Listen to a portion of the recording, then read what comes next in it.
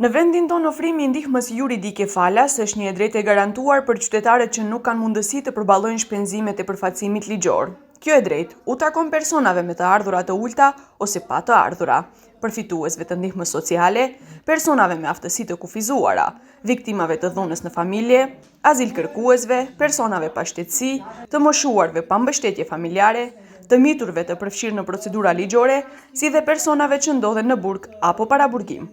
Përfaqësues të shoqatës së juristëve të rinj sot në Kërçov informuan qytetarët për hapat që duhet të ndjekin këto kategori për të përfituar ndihmë juridike falas në përputhje me ligjin. Во 2023 година покрај измените на Законот за матична евиденција, со кој што се предвидува олеснување во однос на регистрирање на новородено дете, беа донесени и измени на законите за Закон за лична карта и пријавување на живеалиште и престојувалиште, така да предвидени се некои олеснителни околности со цел овие лица да може да се ги ранлива категорија лица кои што да речеме не поседуваат имотен лист, не поседуваат доказ за собственост, може на повеќе начини да го пријават живеалиштето и да добијат лична карта, а доколку се работи за лица кои што се ранлива категорија на лица, може слободно да се опредат и до нашето здружение и до канцеларијата за обезбедување бесплатна правна помош. Ndihma juridike falas është primare dhe sekondare. Ajo primare është për të gjithë, ndërsa sekondare për kategoritë e rrezikuara sociale të cilat kanë të drejtë për avokat falas në çfarë do lloj rasti.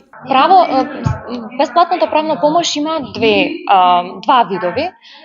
Примерна правна помош, а тоа е правен совет, правна информација, пополнување на некои формулари, може да добие секој граѓанин без оглед на финансиската состојба.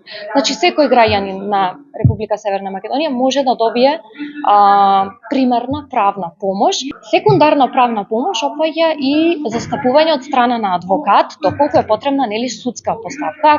Aplikimi për ndihmë juridike falas bëhet pranë njësive rajonale të Ministrisë së Drejtësisë ose në zyrat e organizatave të licencuara që ofrojnë këtë shërbim. Formularet janë pa pagesë dhe procedura është e thjeshtësuar me qëllim që të sigurohet një qasje sa më e lehtë për qytetarët.